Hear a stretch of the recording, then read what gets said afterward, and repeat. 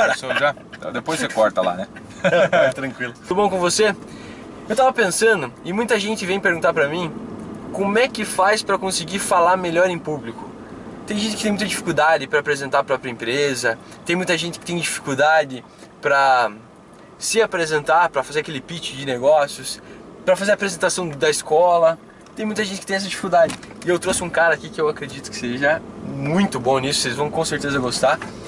Tudo bem que ele tá acostumado a entrevistar as pessoas, né? Hoje vai perder esse posto aí. Contrário hoje. Vai ser Baixa, meia luz, luz alta, confunde, né? Para você não ter dúvidas sobre o que vale agora durante o dia, a gente vai tentar esclarecer com este modelo padrão de carro. Vai sentir agora como é que é o lado contrário, ser entrevistado. Exatamente. Não vai poder fazer perguntas, só vai poder responder. Tá aqui meu amigo Lucian. E aí, Lucian, como é que tá você? Tudo ótimo, prazer estar aqui contigo, conversando, Felipe, com vocês aí do outro lado. Vou me apresentar então, meu nome é Lucian Piquete, eu sou jornalista por formação há 7 anos e trabalho como repórter na Rede Massa, no SBT aqui do Paraná, e também na Rádio CBN aqui de Curitiba. E eu acho que você me convidou um pouco porque eu gosto de falar bastante, né? Talvez seja. Já dá pra perceber, o pessoal ouviu a primeira fala e já começaram a perceber. Não, certeza que ele fala no rádio, né? Fala bastante, né? Não, fala no rádio. No rádio, exatamente. Por causa da, exatamente. Né? A voz toda preparada pra rádio. Exatamente, assim. é a calejada, digamos assim. Tanto tempo que a gente faz isso, ela acaba ficando nesse tom, né? Até as pessoas me perguntam, você imposta a voz pra falar? Na verdade, não, a gente acaba falando assim mesmo, por causa da profissão, né?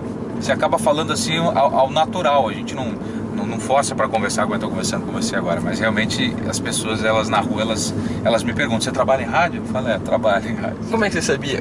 Como você sabia? Então, eu vejo assim, que muitas vezes, né, palestrantes, muitas vezes vendedores, eles têm a mesma dica sempre do mesmo jeito. Sim. E eu busquei você até porque veio uma dica totalmente diferente, então, cá entre nós aqui, né, solta o segredo, né? Pra gente de falar em público. Falar em público. Olha, a gente vê muita gente com dificuldade de falar em público, principalmente por causa da timidez, né? A gente não está acostumado a falar em público. Então, conversar com você é uma coisa. Agora você chega num palco, numa sala de aula, e você vê mais de 2, 3, 4, 5 pessoas ali, a pessoa trava. Primeiro por causa da timidez, né? E aí passa na cabeça da pessoa o quê? O que os outros vão pensar de mim? Eu estou falando aqui, nossa, o que aquela mulher está pensando de mim, o que aquele homem está pensando de mim, e ela começa a colocar isso na cabeça dela, e esse pensamento trava a pessoa. E eu nunca tive esse problema, né? Eu vou falar a verdade para vocês, sempre desde jovem eu fui muito desinibido, então eu nunca fui tímido, então isso ajuda muito, né? A gente não é tímido, então você consegue falar em público. Mas para a pessoa que é tímida, eu acho que é questão de treinamento e de autoconfiança. A pessoa tem que chegar e começar com um público pequeno, em casa, talvez, né? Convida ali um parente, uma pessoa mais próxima, e vai treinando em casa. A pessoa que precisa desenvolver, um empresário que precisa apresentar um produto, por exemplo, para uma série de pessoas, e ele não consegue. Então ele começa treinando com pessoas que ele conhece, em casa, com um público pequeno, e vai contando ali o que é o produto, explicando para essas pessoas. Eu acho que deve começar assim. E aos poucos você vai perdendo a timidez com a prática, né? Você chega para uma empresa, num escritório, por exemplo, você vai apresentar o teu produto, sei lá, para umas 10 pessoas, começa assim, e aí vai aumentando. Eu acho que com o tempo a pessoa acaba perdendo a timidez. Mas o segredo, acho que é colocar na cabeça que as pessoas estão ali, mas não estão, entendeu? Uma coisa que eu aprendi em alguma palestra que eu fiz, em alguma oração que eu fiz, é você não olhar. Eu sou músico também, eu esqueci de... Não sei se verdade, você sabia disso. eu até ia perguntar se ia cantar, né? A gente já tem histórico aqui. Eu sou músico também. Então, uma coisa que eu aprendi assim com colegas de profissão, jornalistas e músicos, você tem uma plateia na sua frente. Não olha para as pessoas, uma, duas, não fica olhando para a plateia. Tenta olhar lá no fundo, sabe? Você está num salão, por exemplo, no fundo tem uma porta lá, tem uma parede. Você olha por cima das pessoas e não precisa encarar no olho. É uma dica, né? Depois, com o tempo, quando você começa a perder a timidez, aí sim, é bacana você falar olhando pro olho das pessoas. Claro que é legal, mas essa dica é para quem está começando, quem ainda tá travado, sabe? Não sabe como falar em público, tem muita vergonha, então não olha para as pessoas. Olha assim no horizonte e tenta imaginar que você está sozinho. E aí você vai e fala naturalmente. Eu acho que essa é uma dica bacana. São duas dicas muito boas. Eu vejo que o pessoal do teatro faz muito isso, né? Faz. De olhar por cima, assim, Exatamente. até para não esboçar algumas reações ali, né? Com certeza. E aí não quer dizer que você está esnobando o teu público, pelo contrário. Com certeza não. É? Com certeza não. Você está ali tentando esquecer que o público está ali para poder desenvolver a tua fala. E baseado no que você está falando ali, eu vejo que a gente tem dois níveis, né? Não desmerecendo um nível ou outro, mas é engraçado que você se preocupa. Eu, quando eu comecei, né, dar treinamento, quando eu comecei a dar palestra e tudo mais, você fica preocupado, que nem você falou, fica preocupado com o que as pessoas estão pensando. Será que aquele cara está interessado? O que ele está pensando? E a gente pensa nisso, né? Pensa. Aí eu comecei a fazer gravação de vídeo. Aí você olha pra câmera e fala assim, o que essa câmera tá pensando em mim? Exatamente. O pior é que a câmera não esboça nem uma atitude negativa, nem uma positiva. Então você não tem como saber o que todos os espectadores estão achando. Exatamente, tem esse detalhe. Você não sabe quem vai estar te assistindo, né?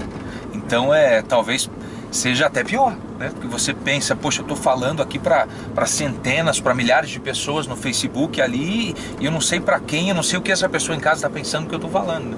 Quando você olha para a câmera, o que você pensa? Assim, o que você tem de dica pro pessoal que youtuber e tudo mais? Quando eu olho para a câmera, bom, eu faço TV, né? Então a gente olha muito para a câmera. A gente entrevista as pessoas, como eu estou conversando com você aqui, mas tem sempre um momento na reportagem que a gente olha para a câmera e interage com quem está em casa. Então eu tento falar, como eu trabalho numa TV, que é a Rede Massa, que é uma TV pública, uma TV pública não, perdão, mas é uma TV popular, né? Ou seja, eu tenho que passar a informação e todo mundo que está em casa tem que entender. Desde o seu Antônio e a Dona Maria, que são lá donos de casa, são aposentados, até o advogado, né? Até o engenheiro. Então tem que ser uma linguagem padrão para todo mundo. Eu não posso falar tão difícil, porque senão a Dona Maria e o seu Antônio não vai entender. Também não posso falar tão popular assim, para não ficar uma coisa, né, popularesca demais. Então eu penso sempre nisso. Eu olho para a câmera e penso num todo. Eu tenho que me fazer entender. E é uma vez só. Porque a TV você não tem como fazer como o YouTube, como o vídeo aqui no Facebook e voltar. Então eu falei... Acreditado. Exatamente. Eu falei, eu tenho que ser entendido. Quando tá no ao vivo, não tem o que fazer. Com certeza. E você tem que falar de uma forma clara, com uma dicção boa e com uma linguagem clara também. Você tem que ser entendido. Então é isso que eu penso. Eu olho para a câmera e penso num todo mundo que está assistindo, todas as classes sociais, e tento ser entendido, passar o conteúdo. Isso é um ponto marcante, né? Eu acredito que, falando com você aqui na entrevista ou falando com você em outros lugares, eu percebo que você tem uma coisa que é impressionante, que é a dicção. Tua dicção é perfeita. Isso é a prática, né? A gente pratica muito. Eu canto desde pequeno. Então eu comecei antes do jornalismo com a música. A minha avó, a Dona Otília Piquete, lá em Santa Catarina, interior de Santa Catarina, São Miguel do Oeste, quando ela era mais jovem, ela teve uma dupla com a irmã dela, as irmãs Silva. Então elas tinham 15, 16 anos, queriam sair tocar, e naquela época, nos 50 lá, os irmãos não deixavam. E elas ficaram em casa, mas sempre tocaram violão e cantaram música caipira. Então, por causa da minha avó, quando eu era criança, eu me interessei pela música, que eu fui criado pela minha mãe e pela minha avó também. E aí eu aprendi com ela algumas coisas, tocar um violão de nylon, de Georgia, ela tem até hoje esse violão. E eu me martirizo porque eu deixei cair um alicate no violão, bem na lateral dele, logo em cima, embaixo do braço dele, e fiz um buraco no violão. Tem até hoje um buraco no violão, e eu fico pensando, puxa, mas fui eu que fiz, enfim. E aí eu aprendi a cantar desde cedo, fiz técnica vocal, que é muito importante, aprendi muito de dicção, de respiração, como a gente usar o diafragma, que nem todo mundo conhece, mas é o músculo que fica aqui bem no meio da nossa barriga, logo acima do umbigo, que ajuda na respiração. Então, desde cedo eu fui envolvido com música, tive bandas e tudo mais, e aí depois eu parti para o jornalismo, né? Comecei a trabalhar em rádio cedo, em 2007, e logo no começo da faculdade de jornalismo.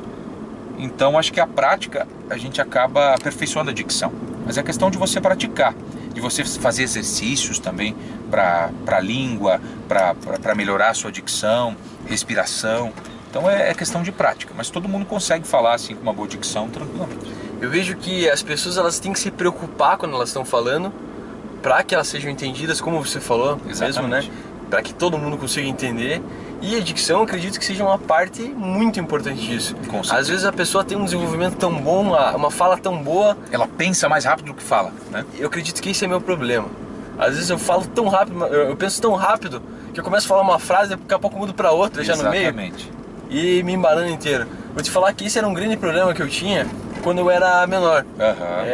Vou liberar pra todo mundo aqui, minha mãe não me deixa mentir, que eu fui gago uma época da minha vida, né? Foi uma época pequena aí, mas eu fui gago. O que acontecia? Eu queria tanto falar, mas queria tanto falar que acabava embolando uma frase com a outra e travava e daí de repente não conseguia falar mais nada. Então eu vejo que isso acontece muito, né? Quando você vai fazer uma apresentação, alguma coisa assim. Às vezes a tua cabeça pensa muito rápida, você não começa a desenvolver o assunto, geralmente a tua boca, né, não consegue acompanhar a velocidade da tua cabeça. Exatamente. E aí acaba misturando muitas coisas e a dicção acaba não ficando legal também. É verdade. E você é uma pessoa completa, né, Lúcia? Você faz imitação, você canta, faz um monte de coisa. Eu tento imitar alguns personagens, né? A gente tem essa veia meio artística e meio palhaço, assim. Eu sempre fui aquele palhaço da turma, o palhaço da família, de fazer brincadeira e tal. Então eu tinha muita facilidade, assim. Eu digo que é a síndrome do papagaio. Eu tinha muita facilidade de imitar as pessoas, imitar personalidades. Por exemplo, o cara mais imitado do Brasil, que eu acho que você sabe quem que é o cara, né? Ah, é o Silvio Santos. É o Silvio Santos, né? E o Silvio Santos, ele fala mais ou menos assim, olha. Você sabe que para imitar o Silvio Santos é só você escutar ele, mas eu tenho um diferencial. Todo mundo começou imitando o Silvio Santos, imitando o próprio. Eu comecei a imitar o Ceará do Pânico. Você lembra do Pânico? Então, eu assisti o Pânico, aí vi o Ceará e o Vesgo fazendo aquelas piadas, que é a brincadeira toda, e aí eu começava a imitar o Ceará. E aí depois, o Ceará imitando o Silvio Santos. O Ceará imitando o Silvio Santos. Hoje virou uma mistura de Ceará com o Silvio Santos, que eu não sei o que é. O pessoal fala que fica legal, mas eu não sei se fica tão legal assim. Você que me diz. Não, agora eu sou mais ou menos parecido com você ali. Eu faço a minha imitação, daí na minha cabeça fica aquela imitação perfeita. Você fala, nossa, imitei muito bem. Daí o pessoal olha pra mim e fala, o que você tava fazendo? Não ficou legal. Você tava falando estranho. Pô, aí meus amigos, né, não me deixam mentir nessa também aí, que eu imito mal pra caramba, né? Você lembra daquela série dos anos 70, mas ela era retransmitida pela SBT, inclusive, até há pouco tempo, do Alf, o E Teimoso. Alf Teimoso. Lembra do Alf? Não é muito da nossa época, assim, eu tô com... Você tá com quantos anos? Tô com 26. 26, eu tenho 27, então um ano a mais que você. Então, não é bem da nossa época, mas eu imitava o Alf também. Deixa eu ver se eu lembro agora como é que é o Alf. Gente, que coisa! Você sabe que hoje está um dia tão bonito aqui. Estou aqui conversando com vocês de casa e estou com saudade do meu planeta. O meu planeta, que eu não lembro o nome, mas é um planeta distante. E certa vez eu vim parar aqui na Terra e aí vim parar na casa de um casal de humanos. E desde então estou aqui no planeta Terra. Mais ou menos assim, o Alf e o Teimoso. Cara, eu acho fantástico isso de conseguir imitar, assim, sabe? Eu não tô nesse nível ainda não, hein?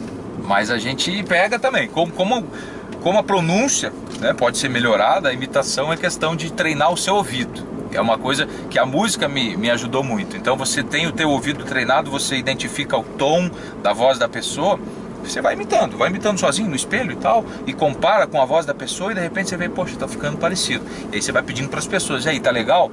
Ó, tá bacana. Você percebe pela reação da pessoa, poxa, tá igual. Sim. É o caminho, então começa assim. Eu vejo que não tem muito segredo, né? Não. Que nem você falou. E não tem regra também. Cada um aprende a imitar de uma forma. Eu vejo que você falou assim, tá, pra você falar bem, o que você precisa fazer? Você precisa se expor várias vezes às situações ali que você precisa falar, começando por um momento onde você se sente totalmente seguro, falando pra tua família, falando pra parede, falando pra quem você quiser, e daqui a pouco você vai falando pra mais e mais, né, um público cada vez maior, mas sempre se expondo, fazendo isso várias e várias vezes. Com certeza, prática, né? Aquela velha frase, clichê, a prática leva à perfeição, em todos os sentidos, todas as questões, né? Então a prática é fundamental. Teoria é bacana, importantíssimo. Né? Você quando fez a tua faculdade, eu também, a gente aprendeu tanta coisa ali, pô, bacana. Mas se você não colocar em prática, né, de nada vale. Então a prática, ela te aperfeiçoa. E eu vejo que é muito importante, que você falou da imitação e da música é a mesma coisa, tem gente que quer aprender música. E às vezes fica cantando, mas esquece de ouvir música. Exatamente. E a gente tem duas formas de você ouvir música. Tem você ouvir música no carro aqui, que você está prestando atenção no trânsito. Você está ouvindo música, mas você está prestando atenção no carro. Você está mais curtindo do que qualquer outra coisa. Exatamente. E tem aquela escuta ativa, né? Você coloca o fone de ouvido, né, para escutar só aquilo, e você escuta as várias coisas que tem, né, os vários elementos que compõem aquela música. Às vezes, você já escutou a música umas 10 vezes, de repente você percebe um instrumento ou algum elemento diferente que você não tinha percebido. Pessoalmente, eu gosto muito de música country, tanto sertanejo aqui, sertanejo universitário, como country dos Estados Unidos, porque tem aqueles backing vocal. E eu acho show de bola aquilo lá, acho muito legal. Bacana. Agora, regra de ouro aí. Vamos colocar a vinheta do Momento de Sabedoria aqui. O que você pode dizer que você olhou assim, o que você aprendeu na tua carreira de repórter, que você olhou e falou assim, tá aí, a partir disso que eu comecei a subir de nível, que eu realmente melhorei. Porque você, assim, eu vejo que desde sempre comunicador, que é uma beleza, né? Sempre trabalhando, sempre se expondo nessas áreas, mas eu vejo que nos últimos anos você deu uma alavancada gigante na tua carreira, né? Tá fazendo cada vez mais e mais matérias. O que você aprendeu ali nesse meio tempo que te levou tanto? Olha, o que eu aprendi, assim, são alguns quesitos. Primeiro, respeitar a tua fonte, que a gente na linguagem jornalística chama de fonte o entrevistado, a pessoa com a qual você vai conversar. Então eu estou conversando hoje sobre, desde a tragédia até um assunto político, né? Você tem que respeitar essa pessoa. E segundo, você tem que fazer com amor, com paixão, o que você está fazendo, né? Contar essa história, porque nós jornalistas, cada reportagem que a gente faz, a gente está contando uma história. Então nós somos contadores de histórias, por isso que a gente tem que desenvolver todo um texto, fazer uma história atrativa para que o telespectador tenha interesse. Então nós somos contadores de histórias, e para a gente contar uma boa história, a gente tem que entender do que a gente está falando. Então por isso é preciso, primeiro, respeito à fonte, depois paixão pelo que você está falando e terceiro, eu acredito que seja isso, a gente entrar de cabeça na história para poder passar a história para quem está em casa. Então acho que esse é o segredo. Mas acima de tudo é fazer com paixão, porque quando a gente faz o que a gente gosta, é muito melhor, né? O resultado ele é muito melhor. Então eu sempre gostei, adoro, amo o que eu faço, amo de paixão, não ter rotina.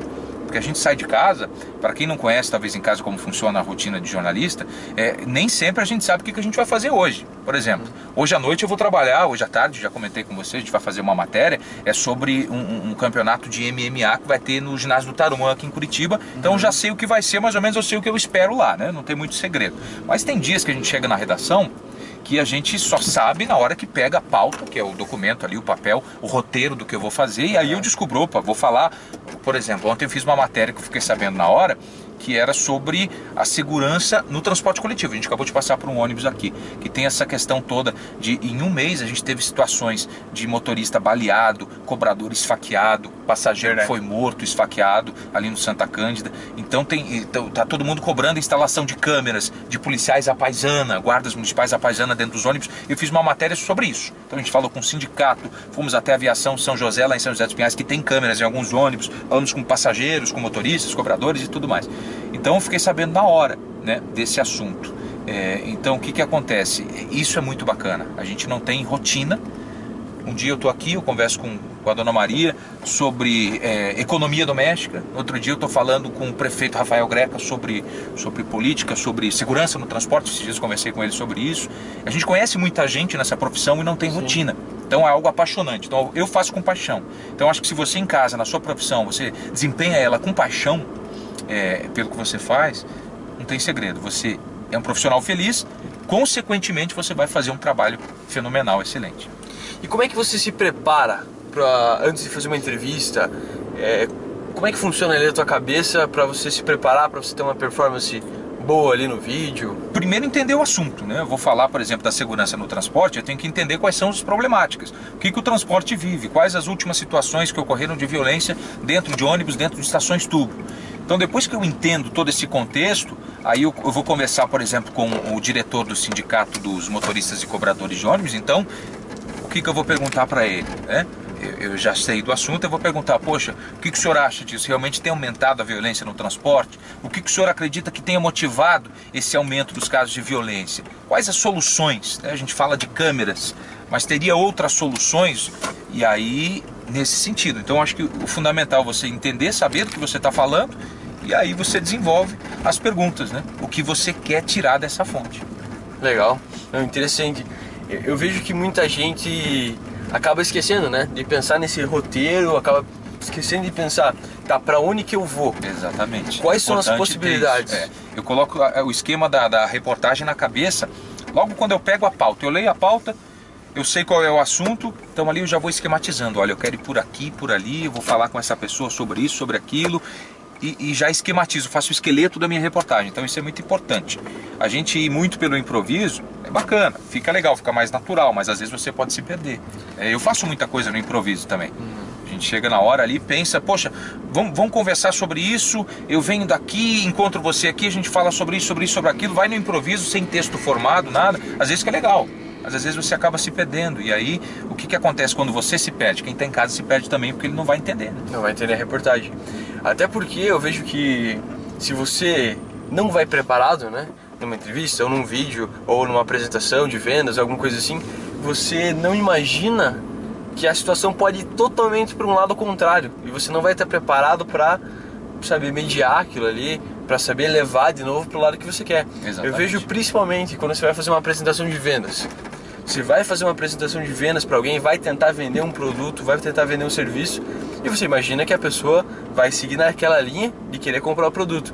Mas você não pensa muitas vezes nos questionamentos que a pessoa pode ter. E quem sabe você não entende quais são as falhas críticas do teu produto. Com certeza. A partir do momento que você entende quais são as falhas críticas e um consumidor muito bem informado vai apresentar para você essas falhas críticas, você precisa saber como responder essas falhas. E não simplesmente dizer, não, meu produto não tem isso. Não, não acontece isso com o meu produto. Quando, na verdade, você tem que saber simplesmente convencer o consumidor a ter confiança no teu produto. Exatamente. Bom, isso aí, Luciano. Quer deixar uma última mensagem pro pessoal para te assistir aí, não? Com certeza. Rede Massa, eu faço reportagens ali para alguns programas dentro da TV, para o Tribuna da Massa Amanhã, que é o nosso Jornal da Manhã, para o SBT Paraná, que é o Jornal da Noite, para o Tribuna da Massa, que é o programa que todo mundo conhece, do Galo, né? Então algumas matérias a gente Vou trazer o Galo aqui para se entrevistar. Traga o Galo também. Show de bola, hoje à noite, por exemplo, eu vou fazer essa matéria lá do ginásio do Tarumã, de UFC, na verdade não é UFC, é MMA, né? Um campeonato. Então são vários programas ali e você pode acompanhar a programação da Rede Massa, que vai me ver lá em algum momento fazendo uma reportagem bacana, conversando com gente bacana, contando histórias, né? Essa aqui é a paixão do jornalista, por isso que a gente tem paixão pelo que faz. Nós somos contadores de histórias e para isso, e você também empresário, você precisa contar bem a história para ser entendido, né? Você precisa falar bem do seu produto para convencer o consumidor a comprar o seu produto. Eu acho que esse é o recado. Eu acho que a ênfase tem que ser não em pensar em vender alguma coisa ou em convencer o consumidor, mas pensar, você precisa contar uma história para o consumidor. Exatamente. Como é que essa história vai? Ela tem que ter um começo, um meio, um fim. Com certeza. O começo tem que ser uma preparação, né? O meio tem que ser... E planeje o que você vai falar, né? Planeje. Improviso é bacana, mas a gente acaba se perdendo. Pode se perder, não sempre, mas é melhor evitar, né? Legal, perfeito. Obrigado você então pela tua presença. Obrigado você pelo convite e até uma próxima. Até mais. Vai cantar agora ou não?